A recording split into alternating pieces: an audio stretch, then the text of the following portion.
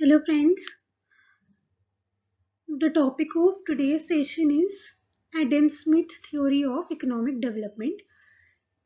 Adam Smith foremost classical economist थे जो classicals में सबसे पहले आए जिन्होंने इकोनॉमिक में एक फाउंडेशन रखा and he is also known as father of economics. Adam Smith ने अपनी एक थ्योरी दी थी इकोनॉमिक डेवलपमेंट की in the book an inquiry into the nature and causes of wealth of nations in the year 1776। उन्होंने assume करके चला था, मतलब क्लासिकल्स की ये अजम्पशन थी कि इकोनॉमी लेजिस फायर होगी एंड इकोनॉमी पर परफेक्ट कंपटीशन होगा। लेजिस फायर इकोनॉमी मीन्स कि इकोनॉमी में कोई भी गवर्नमेंट इंटरवेंशन नहीं होगी। इट मीन्स कि नो गवर्नमेंट इंटरवेंशन, कि मार्केट जो है वो फ्रीली ऑपरेट करेगी बिना किसी गवर्नमेंट के इंटरफेरेंस के। And the second assumption is of perfect competition, कि infinite number of buyers, infinite number of sellers, ये सब कुछ होगा इकोनॉमी में। So these are the assumptions of perfect competition. Now the aspect of Adam Smith theories of natural law, कि Adam Smith ने natural law किसे बोला। तो एडम स्मिथ का ये कहना था कि हर इंडिविजुअल अपने आप में अपने इंटरेस्ट के लिए काम करता है। तो मीन्स कि एवरी इंडिविजुअल इज बेस्ट जज ऑफ हिज सेल्फ इंटरेस्ट, कि हर बंदे को अपना इंटरेस्ट पता होता है कि किस चीज़ में है और वो अपने लिए हमेशा अपनी एडवांटेज से काम करता है। तो एडम स्मिथ said that कि since every individual if left free will seek to maximize his own wealth, तो अगर हम सभी इंडिविजुअल्स को ये फ्री लेफ्ट कर देंगे तो वो एग्रीगेट वेल्थ को इंक्रीज करेंगे। तो एडम स्मिथ ने ये इनविजिबल हैंड का भी कंसेप्ट दिया कि it is not to the benevolence, benevolence means कि काइंडनेस, कि it is not to the kindness of the baker but to his self interest that we owe our bread, कि ये baker के कोई काइंडनेस नहीं कि वो हमें ब्रेड बना के देता है, बल्कि उसमें उसका सेल्फ इंटरेस्ट है कि उसका उसमें प्रॉफिट इंक्रीज हो रहा है, तो इसलिए वो हमें ब्रेड बना के दे रहा है। तो it is the concept of invisible hand. Now divisible of labour, कि एडम स्मिथ ने ये बोला था कि हमें लेबर्स को बहुत सारे जो भी ग्रुप ऑफ लेबर है उनको उनके स्पेशलाइजेशन या उनके स्किल्स के अकॉर्डिंग डिवाइड कर देना चाहिए, कि ताकि वो ज़्यादा प्रोडक्टिविटी कर सके। तो he attributed this increase in productivity to increase in dexterity of every worker. Dexterity means के स्किल्स, कि अगर प्रोडक्टिविटी इंक्रीज हो रही है तो अगर हम हर लेबर को उसके स्पेशलाइजेशन के अकॉर्डिंग डिवाइड कर देंगे तो उसके स्किल्स भी इंक्रीज होंगी और इससे जो गुड्स का प्रोड्यूस होने में टाइम लग रहा है वो भी सेव होगा। तो invention of large number of labour saving machines, and ये labour saving machines it is because of improved technology, कि अगर लेबर ज़्यादा एफिशिएंट हो जाएंगे तो वो ऐसी टेक्नोलॉजी भी बना सकते हैं जिससे कि टाइम कम लगे इन्वेंट करने में। तो it is due to improve technology की लेबर की प्रोडक्टिविटी भी बढ़ जाएगी। तो डिविजिबल ऑफ लेबर होना चाहिए and its depends on extent of the market, कि मार्केट का साइज कितना है। तो जैसे जैसे मार्केट का साइज इंक्रीज होगा वैसे वैसे लेबर की डिवीजन भी इंक्रीज होगी, लेबर का साइज इंक्रीज होगा जिससे कि और ज़्यादा लेबर का डिवीजन होगा और उससे और ज़्यादा लेबर की प्रोडक्टिविटी इंक्रीज होगी। Then next is process of capital accumulation, कि इकोनॉमिक डेवलपमेंट के लिए कैपिटल एक्यूमुलेशन होना बहुत ज़रूरी है। It is the necessity condition to economic development. लेकिन इसमें एक विशियस सर्कल है एंड एडम स्मिथ ने उसको आयरन लॉ ऑफ वेजेस के नाम से ही बोला है, कि जो वर्कर क्लास है, लेबर क्लास है, उनके वेजेस बिल्कुल सबसिस्टेंस लेवल पे होते हैं, कि सिर्फ इतना कि वो अपना to meet their both ends, कि वो सेव नहीं कर सकते। तो अगर वर्कर सेव नहीं कर सकते तो सेव करेंगे कैपिटलिस्ट। तो कैपिटलिस्ट को ज़रूर सेव करना चाहिए ताकि उनकी अगर वो सेविंग्स करेंगे तो उससे इन्वेस्टमेंट होगी and which will lead to capital accumulation.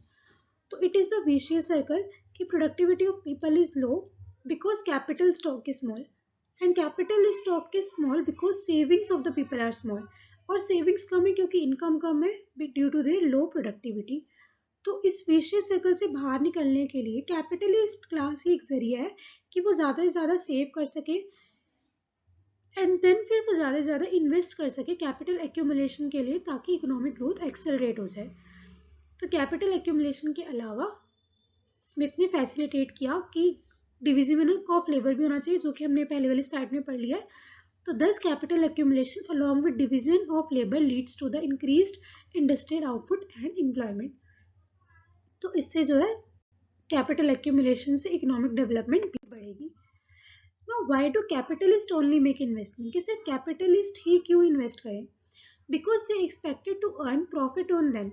और उनके फ्यूचर एक्सपेक्टेशंस भी होती हैं इस प्रॉफिट से कि वो इन्वेस्टमेंट पे और एक्चुअल प्रॉफिट पे डिपेंड करता है कि उनमें कितना प्रॉफिट मिलेगा. मीन्स कि अगर वो इन्वेस्ट कर रहे हैं किसी भी एसेट में तो उनको रेट ऑफ रिटर्न मिलेगा and this rate of return is the profit earned on that investment. But Smith believed that profits tend to fall with the economic progress. It means कि अगर ज़्यादा प्रॉफिट्स इंक्रीज होंगे तो इससे workers ज़्यादा higher करने पड़ेंगे एंड वर्कर्स ज़्यादा हायर होंगे तो उनको वेजेस भी देने पड़ेंगे एंड वेजेस विल इंक्रीज. और अगर वेजेस इंक्रीज होंगे तो टोटल कॉस्ट बढ़ जाएगी कैपिटलिस्ट की जिससे कि प्रॉफिट कम होगा. तो इसीलिए स्मिथ ने बिलीव किया था कि इकोनॉमिक प्रोग्रेस के साथ प्रॉफिट्स कम होते हैं. तो it is also known as Smith stationary state जो हम अभी आगे पढ़ेंगे.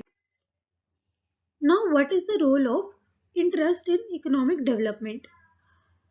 With economic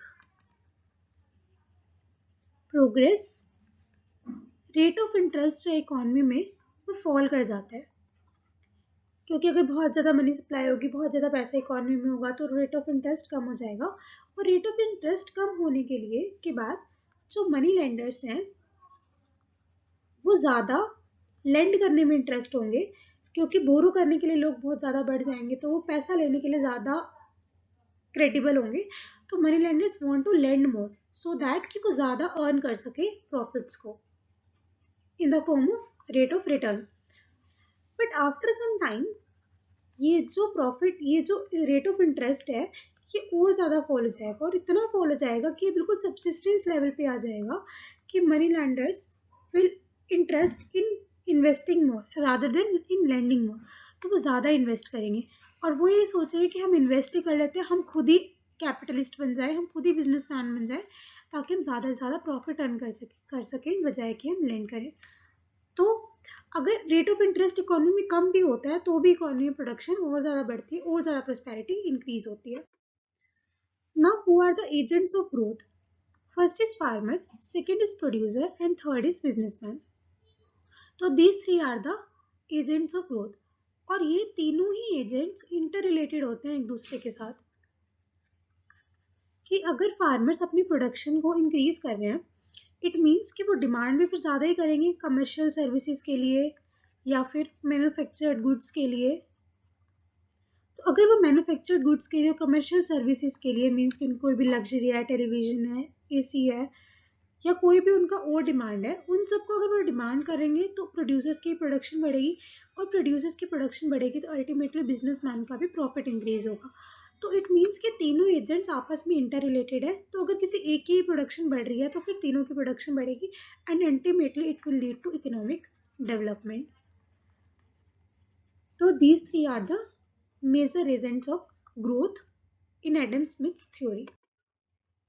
Now what is the process of development? तो एडम स्मिथ ने कहा था कि अगर डेवलपमेंट का प्रोसेस एक बार अगर स्टार्ट हो जाए और उसे अगर मोमेंटम मतलब उसे अगर स्पीड मिल जाए तो वो क्यूमुलेटिव होता चला जाएगा, मतलब वो इकट्ठा होता चला जाएगा और एकदम से ही हमारा जो ग्रोथ है वो बढ़ती चल जाएगी. तो ये तीन तरीकों से होता है. फर्स्ट इज अगर सेविंग्स इंक्रीज होंगी तो उससे ज़्यादा इन्वेस्टमेंट बढ़ेगी. इन्वेस्टमेंट होगी तो एक्यूमुलेशन ऑफ कैपिटल होगा जिससे कि लेबर की डिवीजन और ज़्यादा बढ़ेगी जिससे कि और ज़्यादा प्रोडक्टिविटी ऑफ लेबर होगी क्योंकि फिर वही कि लेबर की डिवीजन स्पेशलाइजेशन के अकॉर्डिंग स्किल्स के अकॉर्डिंग तो इससे प्रोडक्टिविटी इंक्रीज हो जाएगी.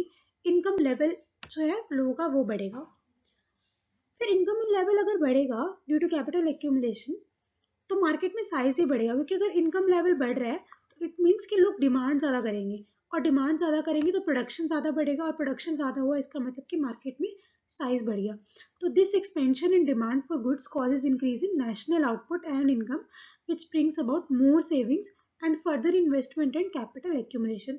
और इसी तरह से अगर मार्केट का साइज बढ़ता चला जाएगा, कैपिटल बढ़ती चल जाएगी तो टेक्नोलॉजी में भी इम्प्रूवमेंट आएगी और इसी को ही एडम स्मिथ ने क्यूमुलेटिव प्रोसेस ऑफ डेवलपमेंट बोला है and it is also known as progressive state in the economy. कि इस वाली स्टेट में सब कुछ अच्छा हो रहा है, it is a win win situation for the economy, कि सब कुछ अच्छा हो रहा है, सारी इकोनॉमिक डेवलपमेंट बढ़ती जा रही है। बट अल्टीमेटली एक टाइम के बाद ये जो प्रोग्रेसिव स्टेट है इसका भी एंड हो जाएगा, और इसी को ही एडम स्मिथ ने स्टेशनरी स्टेट बोला है। मीन्स कि अगर एक बारी में इकॉनमी जो है बढ़ती जाएगी, लेकिन एक टाइम आने के बाद सारे रिसोर्सेज ही यूटिलाइज हो जाएंगे। It is the reason for stationery state, कि जब सारे रिसोर्सेज यूटिलाइज हो जाते हैं इस टाइम तक, तो इसके बाद आगे जाने के लिए कुछ भी नहीं बचेगा, कोई रिसोर्सेज नहीं बचेंगे। हम खर्चा किस पे करें? अगर हमारे पास कोई रिसोर्सेज ही नहीं होंगे तो कोई डेवलपमेंट नहीं होगी। तो स्टेशनरी स्टेट का मतलब है कि कैपिटल एक्यूमुलेशन सीजेस, मतलब खत्म हो चुकी है, कोई और ग्रोथ होगी ही नहीं इकोनॉमी में। तो इसके दो रीजंस हैं, and first is limited amount of natural resources at the disposal of economy. और इस फेज के पास होने के बाद एक पॉइंट ऐसा आ जाएगा जब वो फुल यूटिलाइज हो जाएंगे, और उसके बाद कोई भी ग्रोथ की परमिशन इकोनॉमी नहीं देगी। And the second factor is the fall in profits, कि प्रॉफिट्स इतने ज़्यादा कम हो जाएंगे कि इन्वेस्ट करने के लिए कोई इंड्यूसमेंट ही नहीं बचेगा। मीन्स कि अगर ज़्यादा ही प्रॉफिट अगर इकोनॉमी में हो जाते हैं, कि जो प्रोग्रेसिव स्टेट में ज़्यादा से ज़्यादा प्रॉफिट बढ़ रहा था, तो वर्कर ज़्यादा हायर करने पड़ेंगे।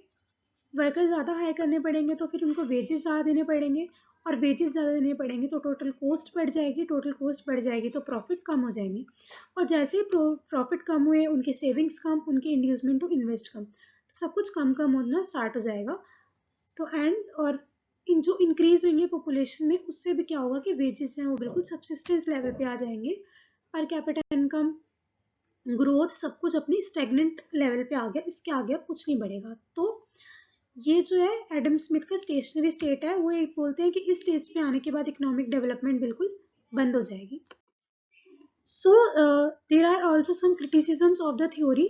First is rigid division of labour, कि एडम स्मिथ ने क्लासिफाई कर दिया कि एक तो लेबर क्लास होगी और एक कैपिटलिस्ट क्लास होगी। तो लेकिन एडम स्मिथ ने मिडिल इनकम को, मिडिल इनकम क्लास को बिल्कुल ही लेफ्ट आउट कर दिया, कि मिसिंग मिडिल का कंसेप्ट इसमें डाल दिया। एडम स्मिथ ने कहा कि कोई भी मिडिल क्लास ही नहीं है, लेकिन ऐसा नहीं होता। इकोनॉमीज भी मिडिल इनकम क्लास भी होती है, जो भी इकोनॉमी के डेवलपमेंट में हेल्प करती है। तो ये गलत है कि सिर्फ दो ही क्लासेस लिए, तो ये एडम स्मिथ की थ्योरी का एक क्रिटिसिज्म है।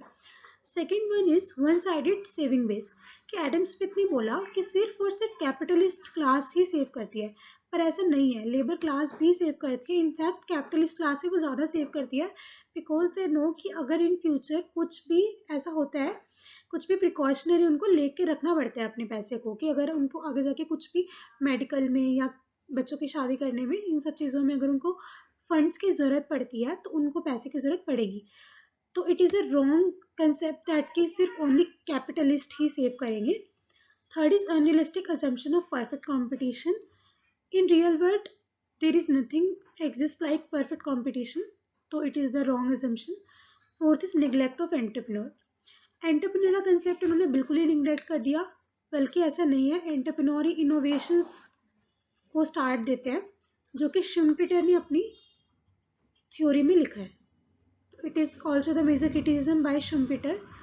Fourth is unrealistic assumption of stationary state, कि स्टेशनरी स्टेट भी एकदम से ऐसे नहीं आती। हो सकता है कि एक टाइम आने के बाद सब कुछ स्टेबल हो जाए, लेकिन स्टेशनरी स्टेट बिल्कुल नहीं आएगी कि बिल्कुल ही सब कुछ ही खत्म हो जाएगा, तो ऐसा नहीं होता। And it is a static model, it is not a theory.